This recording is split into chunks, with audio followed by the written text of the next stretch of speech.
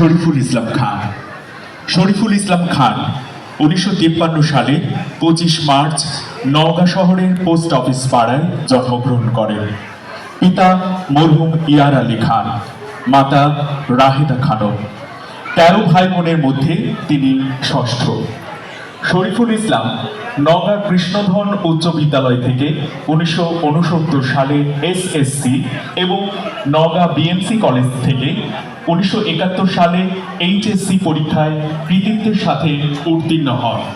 এরপর রাজশাহী বিশ্ববিদ্যালয় থেকে 1976-এ প্রাণীবিদ্যায় অনার্স ও 1977-এ মাস্টার্স পাশ করেন। 1978 সালে নওগাঁ ডিগ্রি কলেজে প্রাণীবিদ্যায় প্রভাষক হিসেবে যোগদানের মাধ্যমে তার কর্মজীবন শুরু হয়।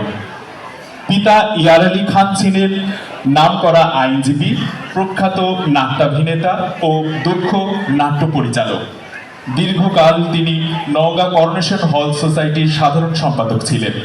শরীফুল ইসলামের কৈশোরে এর একটা প্রভাব তো ছিলই, তার সঙ্গে ছিল ভাই বোনদের মাধ্যমে গৃহের গবাক্ষ গলিয়ে আসা সংস্কৃতির সুবাতাস ও ক্রীড়াঙ্গনের উচ্ছ্বাস।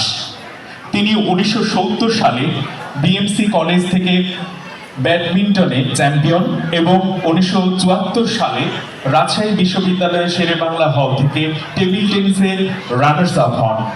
1977-এ তিনি ইন্টারন্যাশনাল টেনিস ফেডারেশনে আয়োজিত কোচেস ওয়ার্কশপে অংশ নিয়ে লেভেল 1 পাশ করেন। প্রফেসর খান 1993 থেকে 1995 মেয়াদে নওগাঁ প্যারিমোহন সাধারণ গ্রন্থাগারের সাধারণ সম্পাদক ছিলেন। তিনি 1995 সালে রোটারি ক্লাব নওগাঁর প্রেসিডেন্ট ছিলেন। 1996 থেকে পরপর দুবার রাজশাহী বিশ্ববিদ্যালয়ের সিনেট সদস্য ছিলেন। তিনি লেখালেখির সঙ্গেও জড়িত। 1994 থেকে তার সম্পাদনায় উদ্ভিন্ন নামে একটি ব্যতিক্রমী পত্রিকা কয়েক সংখ্যা প্রকাশিত হয়। তারুণ্য ও যৌবনদীপ্ত অধ্যক্ষ মোহাম্মদ শরীফুল ইসলাম খান আবৃত্তি পরিষদ নওগাঁর সদস্যদের অনুপ্রেরণার এক প্রাণবান উৎস। তিনি এই সংগঠনের প্রতিষ্ঠাতা সদস্য ও বর্তমান সম্মানিত উপদেষ্টা। তিনি নওগাঁ করোনেশন হল সোসাইটির আজীবন সদস্য। মুক্তিযুদ্ধের চেতনায় লালিত প্রফেসর খান একজন অসাম্প্রদায়িক মানুষ। তিনি বাঙালির ঐতিহ্য ও সংস্কৃতির বিকাশে নিবেদিত প্রাণ। ইতোমধ্যে তার উদ্যোগে অনুষ্ঠিত পিঠা উৎসব, নবান্ন উৎসব, পূর্ণিমা উৎসব নওগাঁর সংস্কৃতবান মহলে সাড়া জাগিয়েছে। স্যারকে সম্মান জানাতে পেরে আমরা হাতে খড়ি অত্যন্ত সম্মানিত বোধ করছি। সবাইকে ধন্যবাদ। অনুভূতি ব্যক্ত করবার জন্য বিনীতভাবে অনুরোধ জানাবো।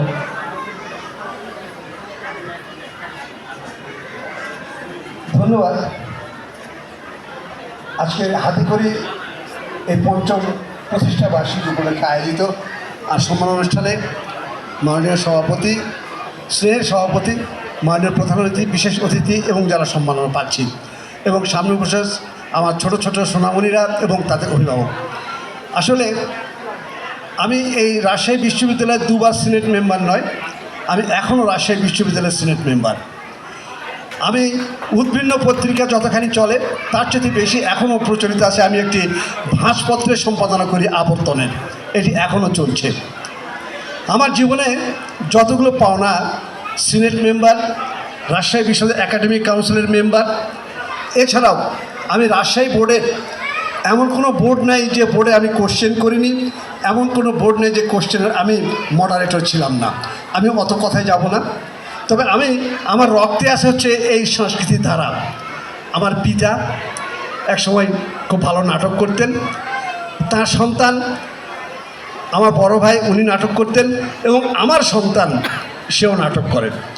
আমার এক মেয়ে এক ছেলে। আমার মেয়েটি বর্তমানে বিগ 4 ইউআই কোম্পানির HR এবং ছেলেটি এখন এই মুহূর্তে কানাডায় একটা মাস্টার্স করছে। তা আমি এইবারে বলি যে আসলে সম্মাননা পাওয়ার যোগ্যতা আমার নেই। ইদু ভাইয়ের মতো আমি একই কথা বলি। আমি এদেরকে বলেছিলাম যে আরও অনেকেই আছে, তাদেরকে তুমি সম্মাননা দাও, তাদেরকে দাও। আমি পড়েইনি, আমার এখনও সময় আসেনি। যাই হোক, এরা আমাকে এই অযোগ্যকে যোগ্য ভেবে আমাকে সম্মাননা দিয়েছে। এই যে 5টা সম্পর্কে বলা হলো না, এই যে পঞ্চবটি, পঞ্চেন্দ্রিয়, পঞ্চানন, এরকম আরও অনেক পাঁচের কথা আছে, যে পাঁচের কথা আর বলে শেষ করা যাবে না। তো এই পাঁচের এই প্রতিষ্ঠাবার্ষিকীতে এদের হাতে করি আর হাতে করি থাকবে না, এরা এখন অনেক পরিপক্ক হবে এবং হাতে খড়ি এখন পরিপক্কর দিকে আগাচ্ছে। আমাদের ছোট ছোট বাচ্চারা হাতে খড়িতে তারা নিচ্ছে, কিন্তু আগাচ্ছে কিন্তু পরিপক্কতার দিকে। আমি আশা করব এই যে সম্মাননার যে পদ্ধতি বা সম্মাননা দেওয়ার যে সৃষ্টি করেছে, এটা যেন অব্যাহত থাকে, আমাদের পরবর্তী প্রজন্ম যেন এই সমস্ত এরা যেন পায়, আমি এই আশাবাদ ব্যক্ত করছি। আর আমাকে দোয়া করবেন, আমি যেন এই ঠিক এই সংস্কৃতির যে চর্চাটা চলছে, এই যেন সংস্কৃতির চর্চা চলতে থাকে। আমি একটি কথা বলেই শেষ করব। আমি নিজের আমরা 13টি ভাই বোন, আর ছোট্ট ছোট 6 জন চাচাতো ভাই বোনকে রেখে মারা যায় আমার চাচা। এই 19 জন ভাই বোন আমরা একসঙ্গে মানুষ। আমার এই 19 জন ভাই বোন মানুষ হওয়ার পিছনে যার সবচেয়ে বড় অবদান, তিনি আমার মা। মা কেন অবদান বলি, সেটি হচ্ছে এই মার একটি গুণ ছিল, সেটা সবচেয়ে বড় গুণ।